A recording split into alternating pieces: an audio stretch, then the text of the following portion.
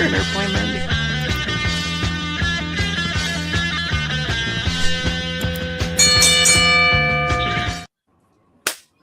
Oh, WWE continues to have problems selling out WrestleMania.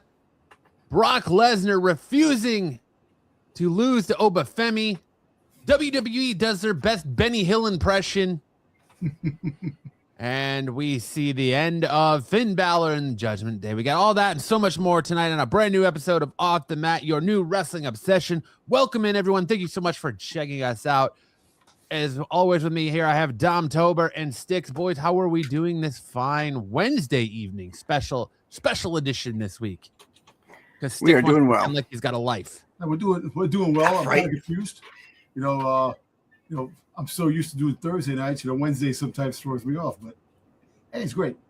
It's great. Sticks decided he wanted to pretend like he's got a life this week. So hey, listen, that's okay. We all have to go through sometimes doing that, But it's good. It's great, man. Listen, either way, we get to talk about wrestling. There's a lot happening in the world of the square circle. So definitely some good things. I hope turn better things. Well, if you ask me. We all know that the down point is that the viewership is down because of the blocking of the shows and bars and stuff like that, and they got to do something. No, they really have to do something. You can't think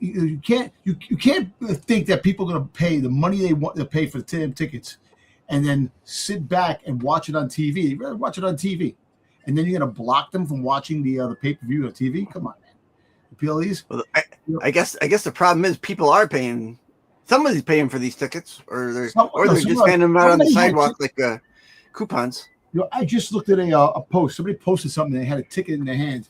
WrestleMania mid-tier. They had the middle of the thing, and it was saying, freaking like $7,000, dude. Listen, going to Vegas. You're going to spend $7,000 on a ticket, and I don't even know if it's for both nights. You can either go one or two nights, pay for the hotel, and then it's just it's unreal and not fair to the families of the people that want to go see wrestling. But I don't disagree. But there's a lot of craziness going on in the entertainment itself, with the wrestlers and stuff like that. Where we're seeing, we might be seeing some significant change finally. Like I said, Finn Balor is no longer part of the Judgment Day. That's great. So that means the Demon might be coming back very soon. Possibly. We have that, and you got Punk refusing to apologize. Are we going to get other members of Roman's family telling him to apologize and attacking him? Are we going to see a resurgence of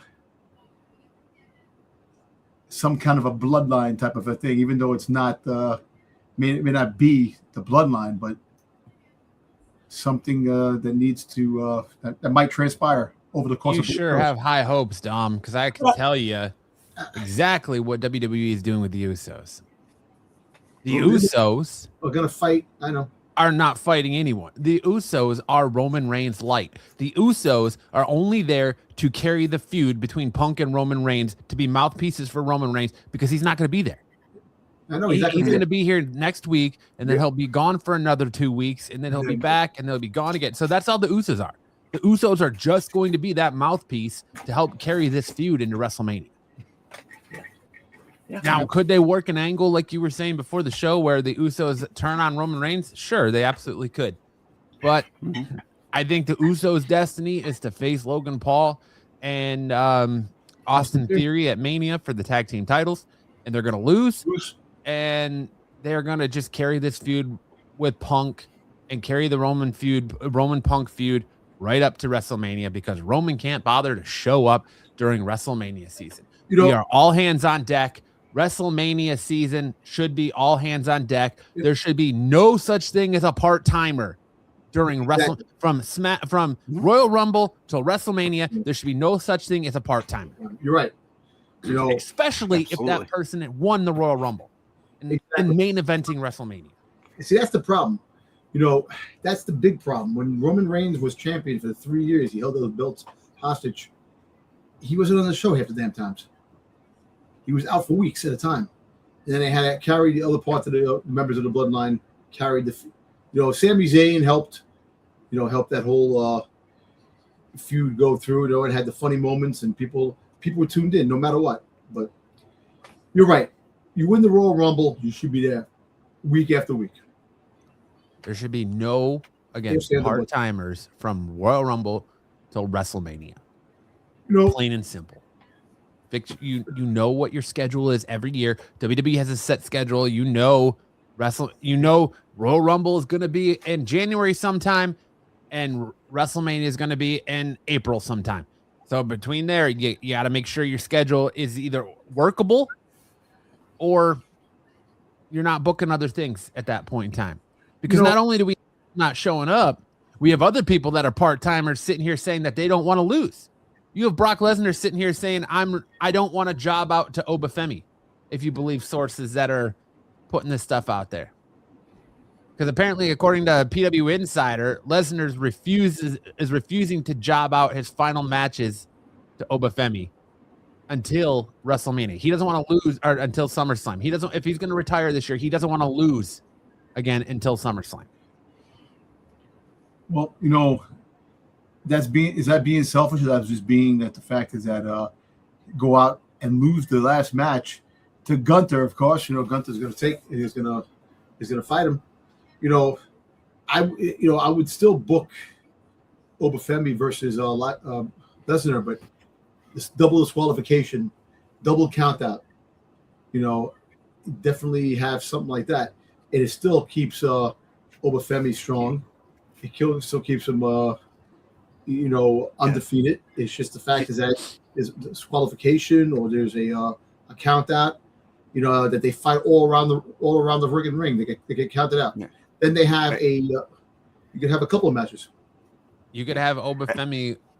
You could have, Rusev attack Oba Femi. Yeah. Again. Yeah. So, I mean, I don't know. I don't like that we're playing this. Like, what is this? Everyone's going to get this John Cena retirement tour. Just, we're going to announce your dates that you're going to show up to work type situation here. You know, it's just the way. Even that isn't a given. That isn't a given. Lesnar came out that 1 week to announce the this whole fight me match at he's going to come out. He's coming out Monday, so he's going to be on Monday. It was supposed to come out every week. So this Monday coming up is going to be a big show. You have Roman Reigns, and you're going to have Brock Lesnar on the show. So look, if he's going to call out the person that's going to fight him is probably going to come out. I don't think we're going to know that person until the last week of. I don't think we know that person until WrestleMania because they don't. I don't think so. I think they're gonna expose it. They're not gonna wait. Too many friggin' mysteries. You still got to find out who the attacker was on friggin' Jey Uso, which one day he was beat up and that was it. And friggin' Jacob Fatu. That's so far behind. I don't think they don't care. 100% already confirmed to be Drew McIntyre. All right. With Cody winning the title on Friday night, it's Drew McIntyre. All right, let me ask you a question now. Think about this. There's something that I was thinking about. You know, it's kind of a oddity if you really think about it. You have four faces fighting each other. Nobody is a heel. Someone's going to turn to a heel. You got to think about it. You know, Randy Orton has already been heel. Freaking Roman Reigns, he's still so and so. Freaking he's a heel. Come on. And the only person that's not that wasn't a heel was Cody Rhodes. That makes the best sense of turning him heel. But you have four faces fighting each other, which that's kind of an oddity if you really think about it. I don't consider Roman Reigns playing a tweener right now. Punk is playing. If you go off his promo on Monday night, this Monday night, especially with the "I'm sorry" stuff. He's playing the tweener, the Austin role in that feud with Roman. He's the tweener where Roman is looked at as carrying that good guy persona. Punk is not technically heel, but he's not technically face either. I know. And Randy Orton is like, I was saying, I know we had a talk in the chat about Cody and Sami Zayn, right, and Randy Orton about who could be the possibly the guy that attacked in the back. Well, if you say Drew McIntyre, but it's kind of odd because it's kind of like a whack because you were expecting something better, that Drew McIntyre attacked Oba Femi and then Oba Femi's going to fight, and then Drew McIntyre he's going to lose WrestleMania because he's going to the film Highlander. Wait, where are you getting Oba Femi from? No, Oba Femi. I mean Jacob Fatu. Oh, okay. I'm sorry, my mistake. That McIntyre is going to definitely lose because he's headed off to the film and be out for a while. When he comes back, I think they're going to make McIntyre a babyface when he comes back. Apparently, according to his agent, he's not going to miss any time with filming the Highlander, whatever that Yeah. Okay. Whatever the case may be. They only, I don't know if you believe the reports. The only reason that Cody Rhodes lost that title to Drew McIntyre in the first place was because they couldn't have Drew McIntyre. You lose all momentum with Drew McIntyre, having him lose to Cody Rhodes again in that three stages of hell match. True. Mm-hmm. So, like I said before, they were never going to let Drew McIntyre go into WrestleMania as champion. It wasn't going to happen. True. That's true. Drew versus Fatu was always the play. Some injuries, changed things, but that was always the play, was Drew not being the champion. It was Drew versus Fatu at Mania. You're going to get Ilya Dragunov versus Carmelo Hayes for the Intercontinental Championship. Yep. You're going to get Sami Zayn and Trick Williams probably. Yep. Oba Femi versus Brock Lesnar. And I don't think they tell us Oba Femi's going to... I think it's going to be like Randy Orton last year. Brock's going to be standing there with his ass in the middle of the ring at Mania, begging for his opponent. And that's when Oba Femi's going to come out. And I don't even know if it'll be a squat. Maybe it doesn't even... Maybe it's a match that never even starts, because if Lesnar's refusing to lose to Oba Femi, maybe they just have it be a match where they, like the Austin Kevin Owens match a few years ago, where it never even starts and they just fight through the crowd. There's never an official and then you have like you said, Rusev can interfere, and that's it. And then you take it away, because I think the Rusev and figured Oba Femi thing is not finished. That's definitely gonna go on. I agree with that. Yeah. No, that's so, you're right. Hey, listen, you want the surprise element. I'm just tired of the surprise elements, man. It gets to a point where it gets, enough's enough.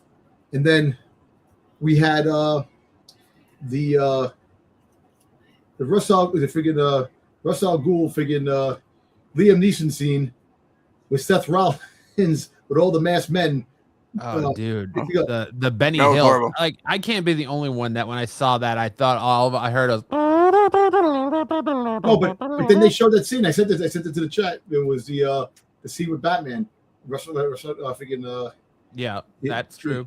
Yeah, so then they had the one fat masked man that clearly was not Seth Rollins. I know, but you know what? Hey, Matt, I actually definitely agree with you what you said in the chat. Which was my theory is that they're going to keep doing this masked man angle with all these multiple masked men, and then probably the week before Mania, maybe 2 weeks before Mania, Seth's going to be doing it, and he's going to think that he's safe because he's wrapped around by all these masked men, and then he's just going to get speared out of nowhere, and one of the men's going to unmask, and it's going to be Braun Breaker, setting up Braun Breaker versus Braun Breaker versus Seth Rollins at WrestleMania. Okay, they're going to use it to their advantage. Although we sit here and talk about the masked man. Apparently, a member of the Vision, Logan Paul, is sick of the masked man angle as well, and where he's come out on his Impulsive podcast and announced and basically talked about his frustrations with WWE, saying that he's tired of this angle already, and that they need to move on from it. And hey, look. They're gonna play with that until WrestleMania. I think the masked man thing is gonna go to at least left WrestleMania. After Braun Breaker comes back and does that, I think that's it with the masked men. But did you catch the second Chris Jericho reference with the Usos and CM Punk when CM Punk turned around and talked about the learning tree? No, I didn't. Yeah. So he mentioned the learning tree. So you had 2 Chris Jericho in the last 2 weeks. Yep. 3, Are we really. going to have Chris Jericho attack CM Punk at WrestleMania if he does come at WrestleMania and have that after? Because we know Roman Reigns ain't going to win. He's not winning the belt. There's going to something. The Usos are going to probably turn on him and make him lose, and then we'll get the Chris Jericho moment at the end of WrestleMania, attack CM Punk, and that's how WrestleMania ends. And then we're going to get the Monday going to Monday night. We'll find out what's going on. But yeah. So the second Chris Jericho. Do you bring Jericho back at Mania, or do you bring him back to Raw after Mania? Maybe I bring him back at Mania. Just usually the Raw after Mania is the most wildest. So if you throw Chris Jericho, that could blow the roof off of things. You're right. I think you're right. The Monday night after Mania would definitely be the if he does come back. Why wouldn't you bring him back at Mania though? Mania's your headline show. No, I know, but you have your matches. So Monday Night Raw after WrestleMania is always the wildest. But you wouldn't have him come back at WrestleMania to have a match. He would come back to interject himself in something. And then on Monday Night Raw, he shows up. Next week, Monday. Because it's in the same town, I think. If CM Punk mentions anything that's a reference to Chris Jericho, then you know he's coming back. Yeah, because I think we already know he's coming back. The Raw after Mania, because you have Punk beat Roman. Yep. And then he's in the middle of the ring and he says, "Listen, I've beaten Braun Breaker. I'm moving on. I've beaten Seth Rollins. I'm moving on. I've beaten Roman Reigns. I'm moving on." And he's like, I've beaten Finn Balor. I'm moving on. If anyone else back there wants some and wants to step up to the plate, let's do it. And then all of a sudden you hear doom, doom, doom, doom, doom, doom, doom. You hear Judas start playing and out comes Chris Jericho. Either that or break the walls. Or break the walls down. You get the countdown. Or WWE is doing the split, so maybe they do the countdown, and when it hits 0, it cuts into Judas. Put the countdown and it breaks down. When it gets down, instead of break the walls, the Judas starts playing the song. That'd be cool. But you know what? Because also Danhausen has mentioned, recently, he goes, he calls Chris Jericho Judas. Judas Jericho. And they're like, why? Because Judas is one of the songs from his band. So there's just a lot of references. I mean, even though off television, this and that, there's just stuff going. I think Monday night after friggin' Mania, you're gonna have the roof. It's gonna be one of the wildest ones. The roof's it's like loud, obnoxious, and it's just like everything is friggin' above frequency. It's like the frequency is so damn high. You fucking dogs can hear that shit because it's so damn. It's just a great time after Mania. That's Pepsi Phil. Pepsi Phil. I like Danhausen, man. He's been a nice breath of fresh air. I mean, he got a raw break on his debut, but he was in the middle of the ring on commercial break, throwing T-shirts out, and they didn't show it. Did you see that though? He had like 5 T-shirts. He threw it out all at once. I know. Yeah. And he said, "You can go buy the rest of them on WWEshop.com." Speaking of the original, what happened to the original Grande Americano, man? He fucking got cursed and he disappeared. You didn't even see him again. Didn't see him again. WWE is playing into that cursed angle, huh? They're officially doing better than AEW because they're making the curse mean something, right? Yeah. You don't have that time. He goes, "Scram, I don't have time." Vámonos. Get out of here. Oh, you telling me to get out of here? You big curse. It's a great shtick, and WWE is working it. And you know what? He's actually getting over with the crowd, man. I think the crowd was just upset the fact that he was in the box. I think they liked the character. I think they were just let down because they were expecting Jericho. I know. Don't respect the other stuff. That's the nuts and bolts of it. They got let down. They got Danhausen. That's not that there's anything wrong with Danhausen, but that's not who they wanted. Yeah, listen, everyone thought it was going to be Chris Jericho, and we as wrestling fans built ourselves up for just the giant letdown. And when it came, it was like, oh, all right, well, fuck, you know. Listen, we're going to be getting new members of the Vision come after WrestleMania.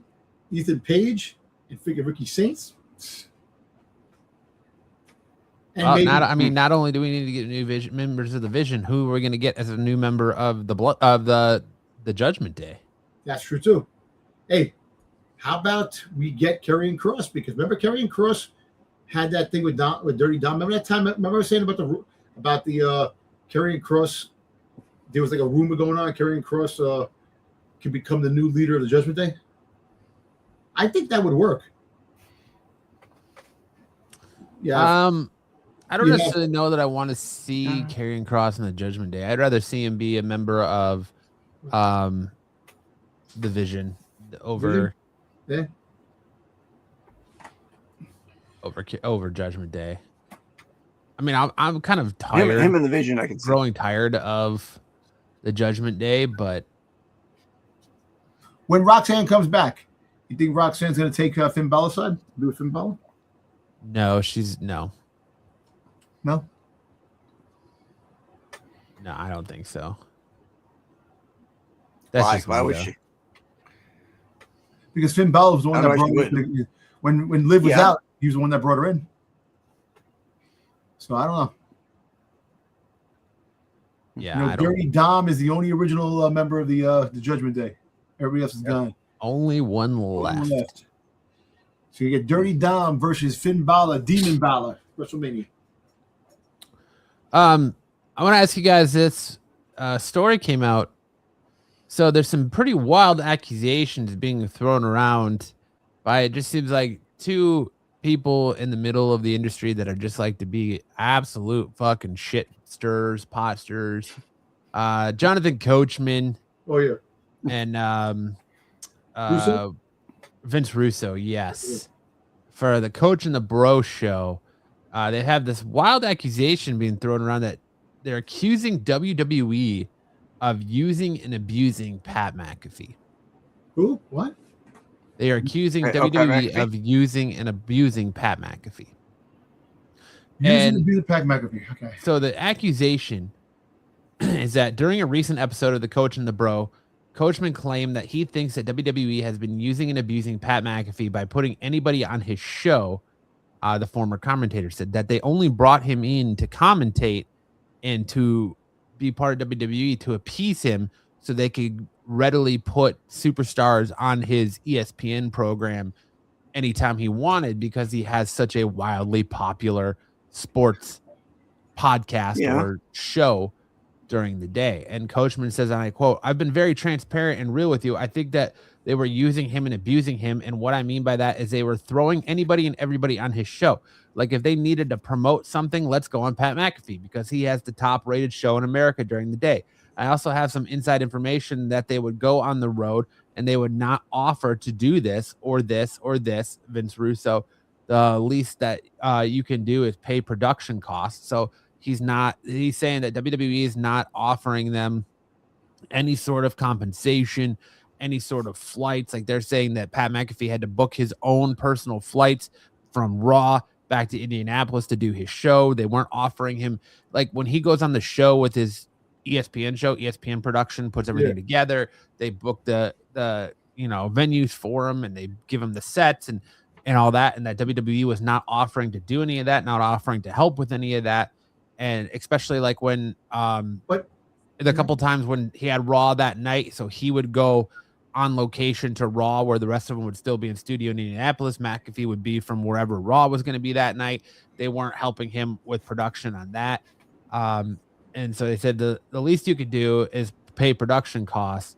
And they've never, even though they've never paid an announcer a big salary. Well, did Pat McAfee just come out and say that the WWE is good without him right now? You know, Yeah, great. So he was asked he was doing a AMA and asked me anything on Instagram Live, where he was asked, are you coming back to WWE anytime soon? And Pat said, will I be returning to WWE in the future? I don't think you ever say never. Oh, especially with WWE, but right now it doesn't feel like it's something that is supposed to happen. It feels like the business has kind of passed me by a little bit. I grew up loving it, dreamed of working it, feel honored that I had the opportunity to work alongside the GOAT, Michael Cole, but I feel like the biz is in good spot without me, and I'll continue watching.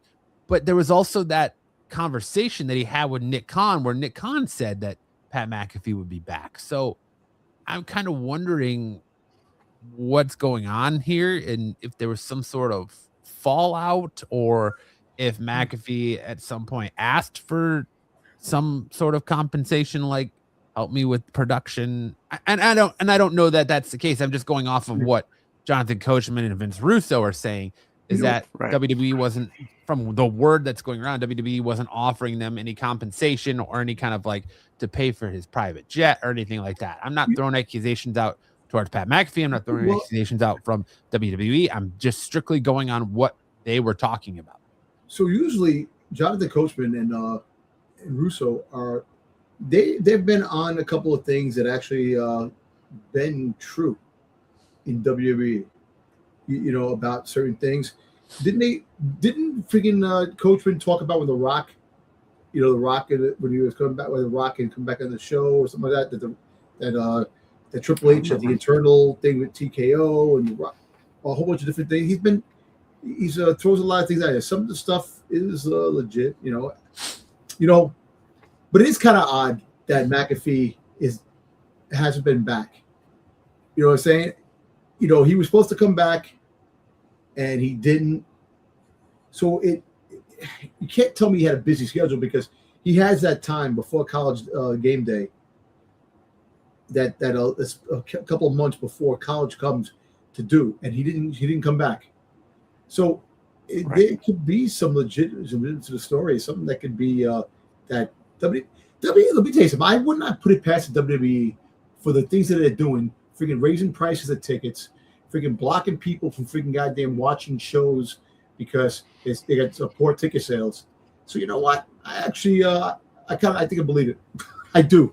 I really think I believe it, because the WWE right now, corporation, I would not be surprised. Yeah.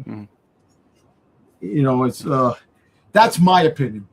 You know, I could be wrong, and like I said, I just put it out there saying, because the way they're doing things and running things, I wouldn't be surprised that it actually is true. I'm sure there's some validity to what they're saying and what's going on over there. And like you said, never say never, and that's the true thing to say, because when they in one hand they don't want to spend money, but on the second hand, when they want you to come back, they're going to spend the money to have you come in.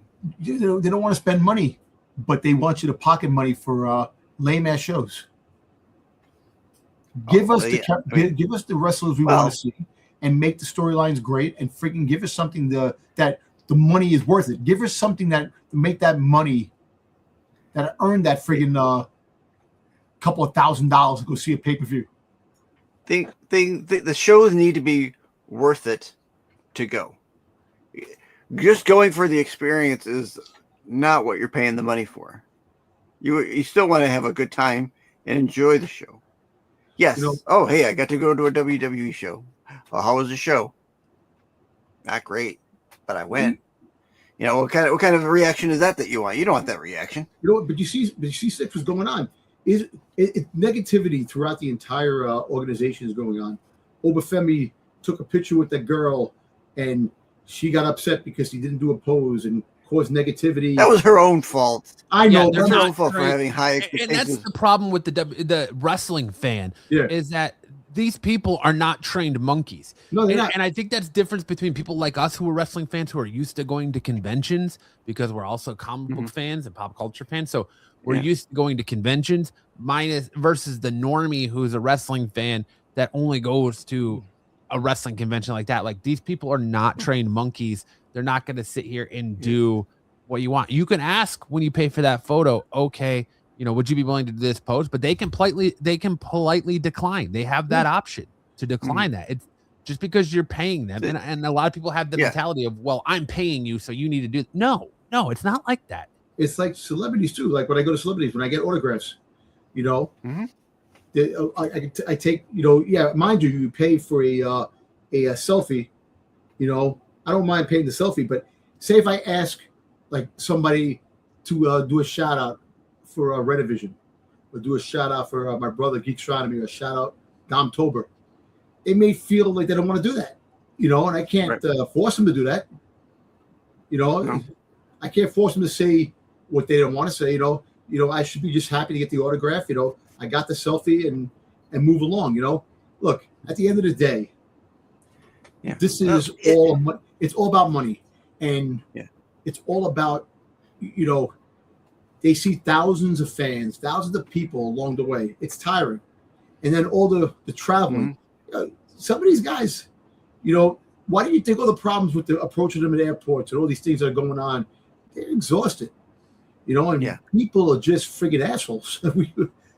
There's a lot to that point. There's a lot of times you hear the wrestlers, they say, "Listen, I'm at the airport or wherever. I'm with my family, or I'm, this is my time away from that shtick that I've been doing. Don't, if it's a small child, that's one thing." If it's a small child, they don't know any better. Well, like when Paul Heyman, a grown-ass adult coming up to you, you're Roman Reigns or you're whoever, and pose with me for a picture and you're signing this bullshit. Hey, look, send them packing. Go home. The kids look at these wrestlers as superheroes. It's just the adults. That's what I'm saying. The kid, if a kid comes up to you, you don't say no to. You shouldn't be saying no to a small child unless you think that small child is being coerced by the older adult. But all said and done, the whole thing with McAfee is, yes, he has the #1 podcast on ESPN. He's a popular guy, and you know what? And listen, and ESPN, are partners. They have a deal with WWE, so. I also think it falls on ESPN too as well.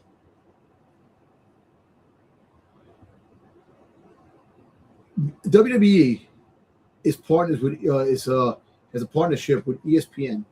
ESPN, that's your main man. Mm-hmm. You should put some money up front if he's gonna work with the WWE for a little bit and do some friggin' some commentary. You can take care of things too. Maybe WWE is like, listen, you go half. WWE is a greedy organization, man. But you don't know. Like, you don't know. There's 3 sides of the whole story. You don't know what the real story is. But here's why I'm going to tell you that ESPN doesn't have or shouldn't have to put money towards McAfee. They just paid WWE $10 chilzillion for the product on their platform, and they're still crunching the numbers going, we're not even making 10 cents on the dollar here. We're not going to make our money back. It makes no sense. There's no way they're making their money back. They're not even allowing writers to give letter grades to WWE PLEs in reviews anymore.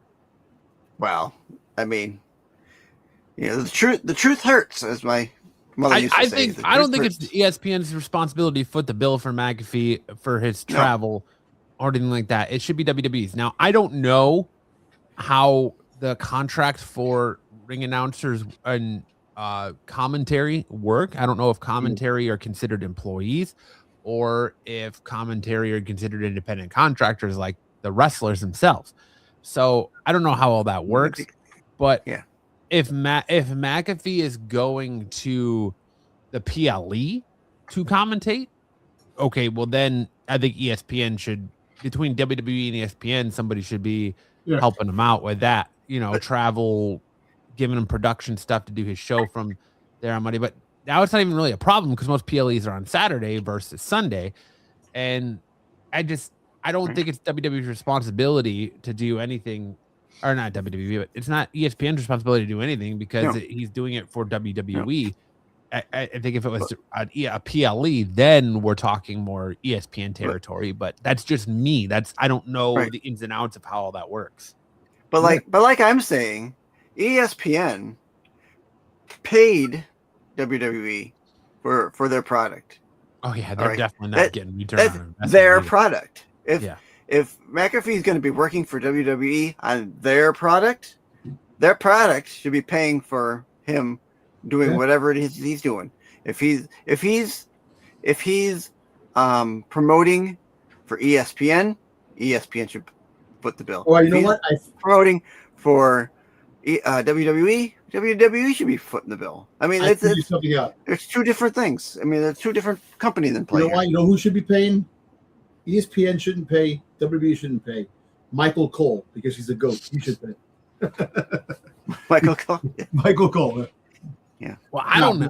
To be honest with you, I don't understand why. I know they're doing the first hour of WrestleMania on ESPN on TV. I don't know why they're not doing the whole thing on there. Why wouldn't you just do both nights of WrestleMania on TV for people to watch? Especially because they're already getting sued over it. They're getting sued. They're in like 3 lawsuits right now, potentially 4. They're in the Janelle Grant lawsuit. Yep. They're in the Ring Boy lawsuit. And they're in the lawsuit now from investors because of the TKO deal, saying that investors are saying, or stockholders are saying they lost out a shit ton of money because TKO pretty much just absorbed WWE. There wasn't a sale like there was supposed to be. So since there was a merger, they didn't get paid out. And they're not happy about that. So they're suing WWE for that. And I believe from what I just heard listening to I think it's Steven Richards, that potentially there's a 4th lawsuit coming from WWE from fans who were promised that they would be part of their cable provider and providers and things like that would be part of this ESPN deal, and then they're not are not happy about it either. Like me, I have YouTube TV, love YouTube TV. I have ESPN through YouTube TV. I have Hulu. I have Disney. I refuse to pay twice for ESPN just to watch WWE. I'm not going to do it. I'm not going to pay twice to Disney. Well, really more than that, because I pay for Hulu, I pay for Disney Plus. So I'm not going to pay 4 times for it because I pay YouTube TV. I already pay for ESPN through YouTube TV. I'm not going to pay Disney again for the ESPN app. I'm just not going to do it. Not going to do it. Yeah. Listen, but like for me, I got the whole bundle package through my Verizon account. And when it came time for me to decide whether or not I was going to take the ESPN package, it ended up only being $10 more on my bundle wrap and the bundle deal. So I mean, I don't know. Right, but I think it's different prices for everybody. So that's a problem in and of itself. Do you pay for like TV? So I get like, Disney Plus, cable or streaming services, or well, I mean, you have Disney Plus, but like, do you have like Sling? Do you have like Comcast? No, I don't have anything like that, man. No, yeah, you just pay for streaming apps, right? I just pay for streaming apps. Yeah, yeah. We do have a cable provider, but I'm not going to pay them for the money that they want either. I'm assuming your cable provider is just providing you internet. Correct. Yeah, and you're not paying for like TV and all that through them. Right. Yeah, and so that's what I do too, but I'm doing it through YouTube TV, and I'm just not going to pay an additional $30 a month. $30, that's crazy. Yeah, an additional $30 a fucking month for something I already pay almost $100 for. And so, truth be told, it's not worth $30 a month. No, and it's really not. Barely worth $10 a month. You don't get any real. The only NFL games you get is Monday night games. You know, you don't really ever get very many hockey. Like all sports are on other channels other than ESPN, which makes no sense. I mean, yeah. Hey, look, baseball is going to be on Netflix. You got baseball starting. Yankees going to start on Netflix this year. Yeah, Yankees are going to be on. Netflix, that's great. It makes no difference. Who cares No, about but, Netflix is branching out. because they lost that deal with the Warner Brothers. Yeah, I got a feeling Netflix is gonna try to purchase I think either that's still up in the air. either Disney down the road, or Apple. Apple's gonna try to purchase either Disney or Netflix to try to purchase Disney Yeah, down the road. Because it's all gonna be one thing again. It's gonna be like cable all over again. So it's not gonna matter. Yeah, might as well just go back to the cable, Yeah. the whole cable model, because that's all streaming services becoming. But, Streaming services is just that a la carte speaking cable about model we've been hearing streaming about services platforms, did you see the thing with AEW? Oh, they have their own. Trying to start their own streaming platform. That they have 3 Yes. different tiers. You know, you pay like $40-something. I think it was $40-something, and the last one's like $119 for like pay. You know, it's like, hey, listen, you know what? Good luck with that. You know, They better have at $119 to watch the AEW product. It better come with like 50% off coupon for like your go to see them live. yeah, it's right. I got it. It says breaking news. It goes here. So for $7.99 a month, you watch AEW's Fast Channel, AEW Podcast, AEW Dynamite Collision Live, Ring of Honor TV, Ring of Honor Live pay-per-views, and AEW TV archives. For $19.99 a month, you watch AEW Fast Channel, AEW Podcast, one AEW pay-per-view a month, AEW Dynamite Collision Live, Ring of Honor TV, Ring of Honor Live pay-per-views, AEW TV archive, and select pay-per-view archives. And then the last tier, $119.99 a year, watch AEW Fast Channel, AEW Podcast, all of 2026 AEW pay-per-views, AEW Dynamite and Collision Live, Ring of Honor TV, Ring of Honor Live pay-per-views, AEW TV archives, and select pay-per-view archives. So, you know, AEW is just 15 to 20 years behind because it just sounds like the WWE network. I know. For way too much money. $10 for everything. Yeah. I don't know if you saw the article, Dom, that came after that one that said that they added onto that $119 tier that Tony Storm will come over and rub your back for you. Oh, damn. Oh, really? Yeah. But I think Matt wants Charlie. You know what I'm saying? Charlie. Oh, yes. Yes. I love me some Dakota Kai. I'm so excited that she re-debuted, and I've seen some of the highlights from her match with Chris Statlander online. So good, so good. What was it called? It was called. But is it even available in the States or just international? Because everything I'm seeing says that it's international. AEW launches its international streaming platform, My AEW, in March. Certain features include AEW pay-per-views are only available outside US and Canada. Yeah, but the AEW Fast channels are available outside North America. Everything outside North America. Yeah, it's all $7.99 a month. That's a lot of money for outside North America. And $19.99 a month, or $199 a month for full access, including. Hey, Minty. Minty says, in my opinion, if Lesnar does not want to be scheduled to lose until retirement, WWE should have him face lower to mid card and have him his retirement match against Gunther, then have Femi defeat Gunther. I think that's going to happen down the road. I think Femi is going to be the destroyer of Gunther down the road. I think they're going to build that up. I think that's going to be the end game for Gunther's rise to power, Oba Femi. So, I mean, it's not that far till SummerSlam, but no, not really.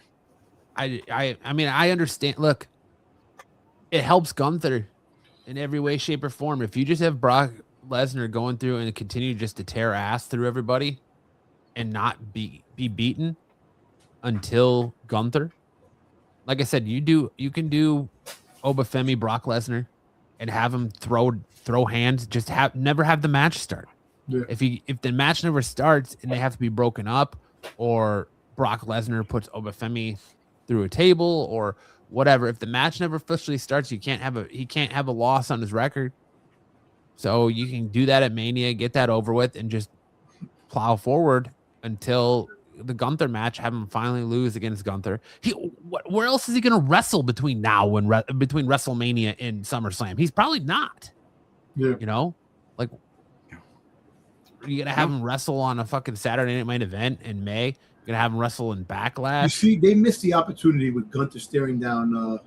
He'll probably wrestle a Saudi show, but with what's going on overseas, and who even knows if they're going to do a Saudi show? Because it's not safe. They might have to back out of the WrestleMania next year if this continues. So you don't know, but that's going to be.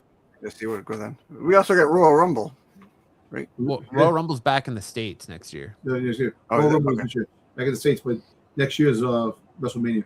But my thing is that they missed the opportunity with Gunther staring Lesnar down in the Royal Rumble. That would have been the event right there to see that happen, and to open up just to start, just a stare down for something to come.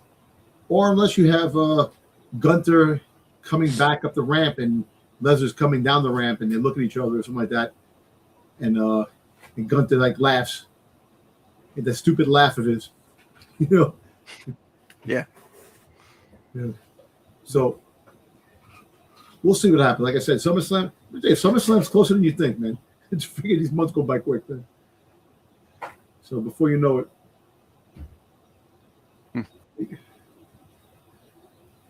But apparently too, CM Punk cut another pipe bomb promo after Raw went off the air. There's been glimpses of it released on WWE social medias. It's apparently for the WWE 2K26 release. Really? Oh, calling out Roman Reigns ahead of it. I sent it to you, Dom. I'm not sure if you watched it. Did I get it? Yeah, he says he's sitting there like he was in the pipe bomb promo when he's holding the world. Oh yeah. I saw that. You said me. Yeah, I see that. He says in the promo, he says, "I have a lot of things I want to get off my chest. I'm the best in the world, and I am the best wrestler in the world. I've been the best since day one. I walked into this company, and I was hated and vilified for it. Paul Heyman saw something in me that nobody else wanted to admit. That's right. I was a Paul Heyman guy. Emphasis on was. You know who else was a Paul Heyman guy? Roman Reigns. But the biggest difference between Roman Reigns and me is that I'm the world heavyweight champion. The only thing that's real in me is the fact that day in and day out, I have proven to the world that I am the best in the ring, on the microphone, and even at commentary. Nobody can touch me. I'm on your lovely little collector's cups. I'm on the cover of your programs. I'm on the posters for WrestleMania. I'm on WWE 2K26 cover athlete, as I should be. I am no longer silent. You all have to acknowledge me. I am the best in the world, and the show never stops." I wish they would have showed that on. I wish they would have had that on Raw. That would have been awesome. That would have been. Maybe they'll have it this week. Well, this week, poor Larry's going to be freaking humiliated by Roman Reigns. You got to dig up the ashes. Remember I said last week when I said that he dug up the ashes. He goes, "You and your wife have no kids. Thank God we don't need that crisis in the world. The CM Punk kid. Here's your Larry. The only thing that was real to you is dead."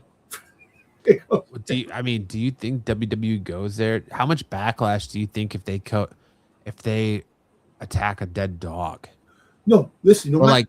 What if Roman came out and he beat down Punk and then pulled out an urn that had Larry's ash on and dumped it? Yeah. You know what?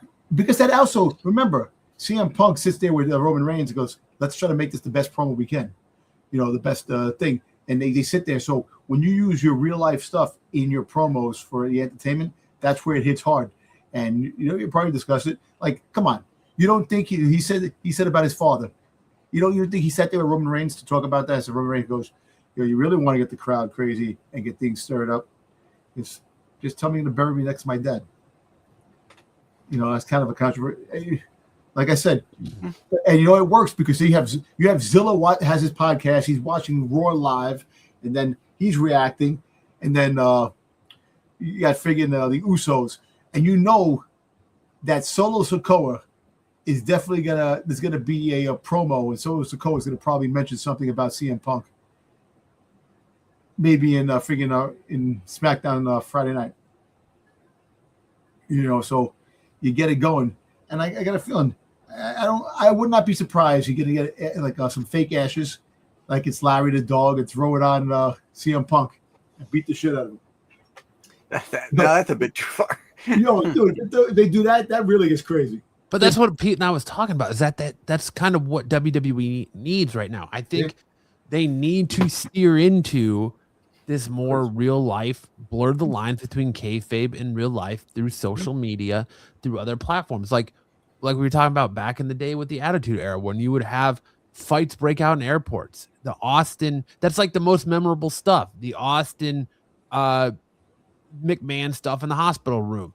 The Austin hit them with a bedpan and Pillman. The Austin and Pillman thing. Austin and Pillman. Austin and Booker T in the supermarket. Like that was great. That you need to go back. That's what Unreal should be like. Unreal, the way it is now, is hurting the business. I would love to see them blur the lines between kayfabe, where in this Punk Roman feud, like you see the Usos, for instance, beat down Punk, right? And the Usos are leaving the building, and you get a WWE social media blurb where it shows the Usos on traveling to their next town. They stop for gas, and as Jimmy Uso is paying for gas, Punk beats down Jey Uso. Punk appears from the back seat and beats down Jey Uso, and then he throws him out of the car and he steals their car and takes off. Like, it just continue it outside. Like, build that kayfabe, build the in between stuff, not just in the ring. Like, people like that. Tell the story, continue it going. Like, also have can we see him Punk be out with AJ and get jumped with AJ? Shit like that, real life. Like, you're on a date night, they go out, they're talking, and they get jumped in like a restaurant. Yeah, stuff like that. That used to be part of wrestle. That's what part of the sports entertainment was. They used to do things. The supermarket thing with Austin was always great. It was great. You got to have stuff like that again. And that's what they're missing. They're missing that entertainment part. Like coming back in the day when Stone Cold won the Intercontinental Championship and threw it in the river. The next day, The Rock had that, jumped in the river and got it. And then became the People's Champ. See, stuff like that. You need crazy stuff like that.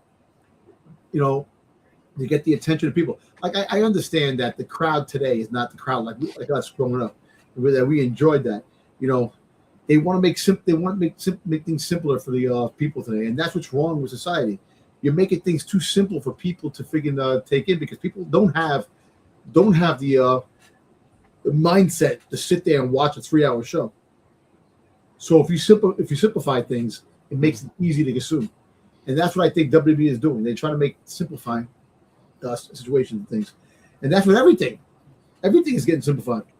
But you blur the lines, though, because you could be like just an average Joe Schmo, and he's like, "Oh, dude, I was just at Buc-ee's on I-62, and I saw CM Punk beat the hell out of Jey Uso and then steal his car. Man, what is going on?" Like, you get that interest, you get that excitement going again, and it blurs the line, and it takes it outside of just the business, and it really brings interest back into the product. And then you're like, oh man, because so much of the stuff you find out about online and videos start circulating, you're, oh man, I can't wait to watch Raw Monday night, because you got to see what happens after CM Punk beats down Jey Uso and leaves him laying on the side of the road. When they had three things, they had Sunday Night Heat, they had SmackDown, they had Raw, and they used to have the lower end cards on Sunday Night Heat, but once in a while they would have part of the story that they had going from SmackDown and Raw in Sunday Night Heat that you have to watch, and they should do something like that. Like, you know what? Not even have a wrestling thing. Have a show like Unreal, like you're talking about, Unreal, but make it where it's part of the thing where it's outside the ring, not just in the ring. It's like a story. Like, you make it like a half hour, an hour, and you make it like a story like outside your real life, and they've been fighting, they've been going back and forth, and they're showing Punk can't even go. Someone's trying to break into the house. Who is it? I don't know. It's like, Punk gets beat up. Next day he shows up Raw because you're coming into my house, attacking me in my, shit like, definitely make a story. Yeah, like they like this feud. They can actually make this feud really great if they do it right. But the whole thing is that Roman Reigns is not available 99.9% of the time. Right. And that's the problem. Like I understand. First, I thought it was his leukemia. That's why understand that he can't wrestle because of that. But he's doing projects outside wrestling. He's getting into Hollywood. He's getting into like different things, different media sets. So that's why he's not wrestling as much.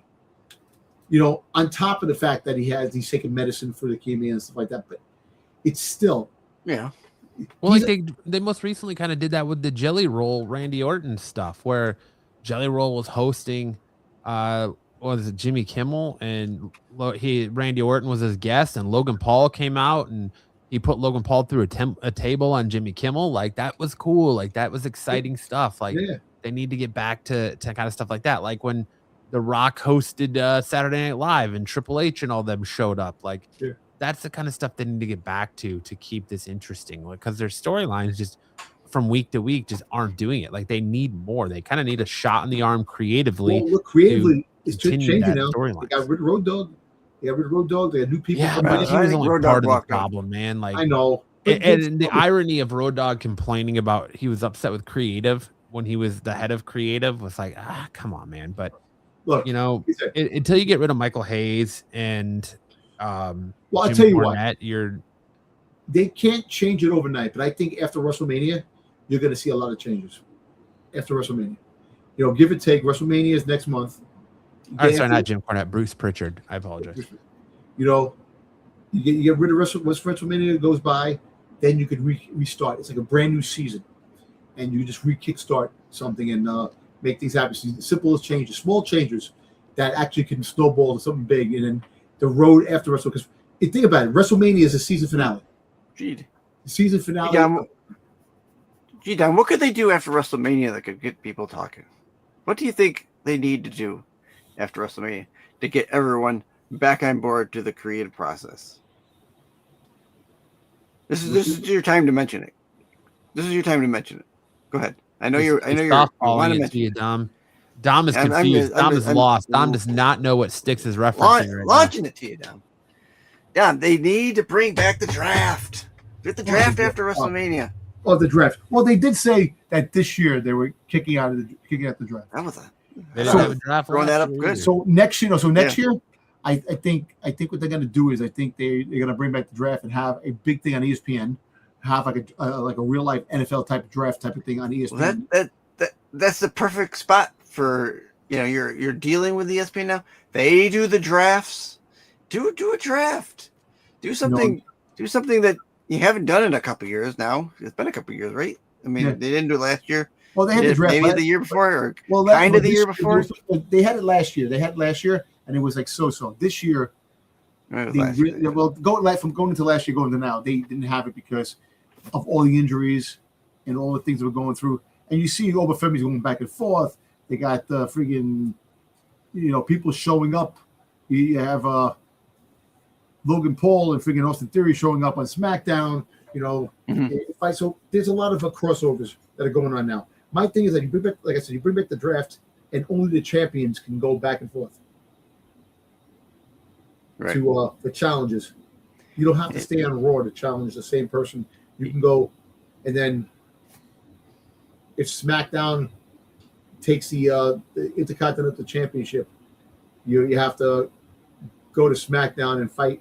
Wait for the champion there to fight somebody on Raw and try to bring it back. Speaking of booking and creative, the newest news for a match at WrestleMania is Tiffany Stratton versus Julia for the women's United States Championship. Are you guys interested in that match at all? Which one? It's good. Supposedly the new rumor going around is that plans are for Julia versus Tiffany Stratton for the United States Championship at WrestleMania. Well, the whole fact is it was supposed to be Io Sky. They were talking about Io Sky. But, of course, you get Tiffany Stratton out of the championship, the championship belt picture for the time being and have her win the U.S. championship and have her have that for the time being. Because, look, we all know that as much a lot of people probably don't want to see it, I think Rhea Ripley's winning the belt off of Jay Cargill. You know, she's going to probably take the belt and have it there, and you're going to have other people fight for that belt. You already have a nucleus to fight for that belt. Tiffany Stratton, you need to build up that U.S. championship, that mid-card. And I think Julia is going to definitely start going into the championship picture after the U.S. championship thing. The same thing like with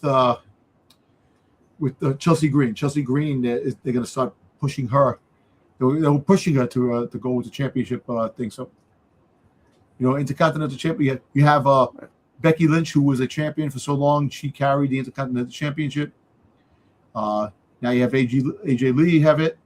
So Tiffany Stratton will actually bring some, you make that mid-card a little bit better. And I still think that you haven't had Julia fight really good match. And I think her fighting Tiffany might be a really good I think that I would love to see her fight Io Sky because that'd be friggin' but I think the Tiffany Stratton thing might be a little bit better part for that. And then hey, look, you had a pretty good gauntlet match. Hey, Ivy Nile, man. Ivy Nile looked great on Monday night. She pinned Io Sky, even though Io Sky got beat up. Just that, but she still pinned. That's something that Rhea Ripley didn't do. She pinned Io. So Ivy Nile might be getting more chances too. She looks good with her hair down instead of pushed back and the stuff like that. She should. She kind of looks like a mini version of Scarlett. Yeah, I don't know. They have to start doing something for WrestleMania because the newest, as of going live tonight, newest ticket projections are that they've sold about 73 to 74,000 tickets roughly, but that's combined across 2 nights. Night 1 Saturday totals are between 36,200 to 36,900. And night 2, which is Sunday, 36,700 to 37,100. So they're still roughly about not even halfway. You capacity. You bring a friend plus two proofs of purchases, and you get an extra ticket. Buy one get one free, or buy 2 get 1 free, huh? No, but see, that's kind of crazy. And then you're shutting down the bars that they can't watch the PLEs. They can't watch it, so it kind of sucks, man. They force you to go to the match. Yeah, I mean, everyone wants to go to Hooters and watch WWE, right? You might want to go to Hooters and watch wherever. WWE with a washed-up WWE superstar or puppies, somebody that you've never seen before. Who wouldn't want to go watch? Yeah, do a promotion like that. I mean, that's especially if you're in that area.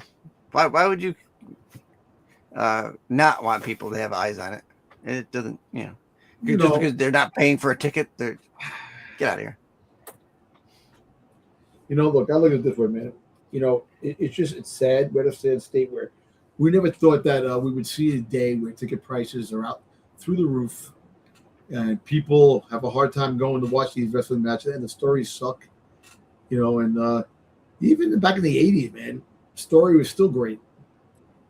Come on, Jimmy Superfly Snuka hit Roddy Piper hit Jimmy Superfly Snuka with a damn coconut. Oh, yeah. Come on, man. You go back to those days, man. It was great. But they're trying everything. There's so many damn rumors that are floating around. So many rumors that they're going to bring up some new guys. It's going to be crazy. There was a rumor that they said that they showed off the air when the Raw went off the air. Roman Reigns was in the back, and Seth Rollins wound up going back there, and they had a stare down, and they wound up shaking hands because they had a common enemy in friggin' CM Punk. Because now he teams up with Seth Rollins to take down CM Punk, and they help him take the Vision down. You have all those masked men that help Roman and Seth Rollins.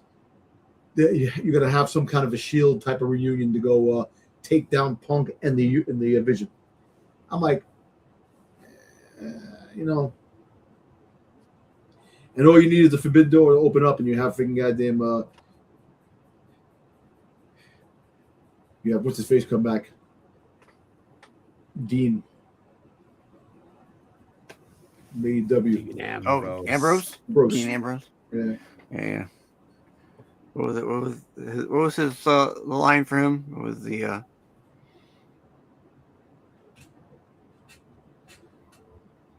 They used to call him something. I can't think of what they used to call him. The lunatic fringe. Lunatic fringe, yes. Yeah, lunatic fringe. Yeah, lunatic fringe. So imagine like if he came back, they had the Forbidden Door, and he comes back and helps have like a little Shield mini reunion to take down the. There's nobody else in the Vision now, so you think about it, the Vision is done. Yeah, and that's why I still think they're gonna wind up having new members. Look, they took Roman Paul Heyman off of TV for a little bit to get away from the Vision because it was kind of. Which didn't make sense because they're trying to push this Lesnar deal. I know, but the whole thing that doesn't make sense. But they're gonna probably have him be the advocate to Lesnar again, which makes no sense. He screwed Lesnar, and Lesnar's going back with him. Come on. Lesnar doesn't care. I don't think Lesnar cares at this point. That's that's a before thing, but. I mean, you've written him off of TV. He can't be written off TV for the Vision and then come back for Lesnar. I don't know. We'll see what happens on Monday. Unless they work an angle that says, Seth is working with Lesnar, but that doesn't make even more sense. So it's just dumb to write him off of TV. You see, especially this time of year. I want to see golden ticket. Freaking Logan Paul and Austin Theory running to do freaking Danhausen. And Danhausen goes, "You are cursed." And they wind up winning the belt. He goes, "Damn, it didn't work." They have to have that angle. They have to. I like that the curse is working. I like that they're going with the curse and they actually have it mean something and matter. But it's kind of funny. Where the hell did the original Americano go, man? Well, girl, the Americano, where did he go? You are cursed. You got cursed. There must have been a commercial break where something happened, or well, he cursed friggin' Miz. He told Miz, "Remember what happened to Dirty Dom?" Yeah, but now technically he doesn't really curse him because he just says, "You don't want to be cursed like Dom." That's kind of the feeling I got. And he turns around and he disappears. So he wants him to be his advocate. Yeah. Wants him to be his mentor. Yeah. His mentor. Yeah. Oh no. What did he say? The world's best WWE wrestler, The Miz. Pepsi fan. Oh, then he says, well, I was what did he say? I was the prom king and something else. He said he was something else. I kind of like the thing that's going on with the Danhausen. It's kind of funny going back and forth. But he's a perfect not diecast contrast. Oh, I thought you were gonna call him a dyke. I was like, whoa, hold on there, Sticks. He's a perfect contrast to what we get. You got your serious stuff that goes on, but then you get Danhausen in here, who's he's got that shtick of the curse and how things go. I think he's gonna work out great. I think that's. And at least they're using him because he hadn't been used at all. Dude, he was off of television for 2 years, but his merchandise was still selling like crazy. Yeah. He's got. Do you see his shirts? Do you see his shirts that he has? Yeah. Pepsi. They're awesome. He has all these different shirts. He had the Danhausen, like the bat signal, the Batman from like the 1966 Batman. He's got a lot of good merchandising. He did. Was it 2 years ago? He had that Danhausen Batman 360 cover with him as the Joker. Yeah. Was it 360? I don't know if it was 360. Well, but he made money. His merchandise sell. That's the whole thing. Yeah. So And even when he was off TV, he was out doing independent dates, Yeah. which blows my mind. He's making money on both ends. He's making from the contract and from these independent dates. And the crazy thing is that he, like I said, it's a novelty. It's a novelty act for WWE to have. You know, he'll probably wrestle a couple of times. You know, they'll put him in the ring. You know, as a comic type of thing. Yeah, comic. It's good. You do need a comic relief at some point, just like with R-Truth had been doing. You know, you need something to kind of come on laugh at. Let me tell you something. We have tag teams in the damn bag. Tag team turmoil. You get freaking R-Truth and freaking goddamn Truthhausen. No, R-Truth and Damian Priest. You put them together and they win. They beat all those top tag teams in the gauntlet match. I don't know. Crazy. I don't know. I think he's working out great. So I'm all for him. We'll see. Being in there. We'll see what happens with that. What's going on? Anything big, Matt? You see anything on the news wire? No, I mean, I think we've pretty much covered all the news. Yeah. You guys want to talk about, kind of recap the shows a little bit from this We past recap week? the shows, Yeah, we can do that. We do recap the shows. Because yeah, we've pretty much covered everything we're talking about news-wise. We're still said it's still sad that we're on the road to WrestleMania and we're a little over a month from WrestleMania, and we still do not have a set WrestleMania card ready and raring to go. We have 3 matches set so far. 3. Possibly 4 if you count the Brock Lesnar one, I guess. Well, listen, we're gonna probably Monday night. We're gonna probably have Finn Balor come out and tell. Well, he's gonna actually fight Jay.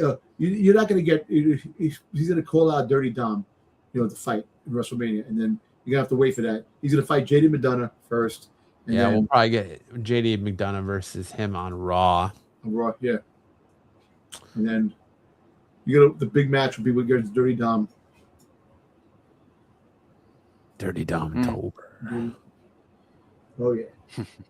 All right. Well, let's start off by talking about SmackDown from March 6th, 2026. Randy Orton opened the show. He swears he got to the venue on time this morning and the WrestleMania sign was already up.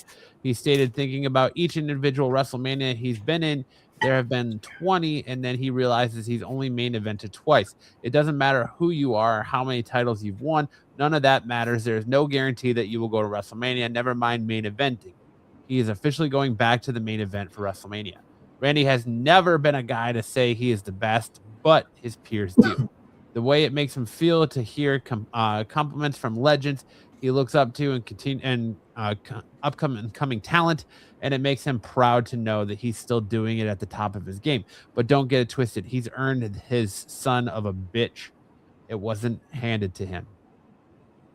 When it comes to the main event, he will know who he will face at WrestleMania in a few hours, whether it's Drew McIntyre or Cody Rhodes. It doesn't matter who it is. He will not be leaving Las Vegas empty-handed. He's leaving as the undisputed WWE Championship. Randy plans on doing that in one way, RKO or lights out. The lights go out. Trick Williams interrupts him. He tells Randy that he has his voice in his head too, and they are saying that he has a bone to pick. We all know Trick Williams should be in the main event. He came out on Saturday and said Trick Williams is not 6'5", as he tries to prove he is just that. Orton drops him out of nowhere with an RKO. Not the lemon pepper steppers. First match of the night was Carmelo Hayes versus Dr. Wagner Jr. Dr. Wagner Jr. With Carmelo Hayes retaining the title. As Ilya Dragunov talked about waiting for the right moment to move forward, The Miz shows up to question his logic. Kit Wilson chimes in by telling Ilya he may be toxic. Dragunov decides the best way to move forward would be to embrace violence, which I believe implied he wanted to match with The Miz and Wilson tonight. We will find out. Jeff here says, I don't blame Brock. Oba hasn't even signed with a brand. hasn't had a real program with anyone. Can't count Rusev. He needs to grow before facing Brock. I get where you're coming from. I agree with you. Yeah, I agree with. I agree with disagree. You too. Yeah, I don't think him being assigned to a brand necessarily matters, but yeah, having a squash match against Rusev doesn't really establish much. Yeah, we don't have Raw versus SmackDown really anymore, but yeah. Elsewhere, Damian Priest is surprised by Nick Aldis and R-Truth when he finds out he's willing to team up with Truth tonight in a tag team turmoil match. He accepts the opportunity.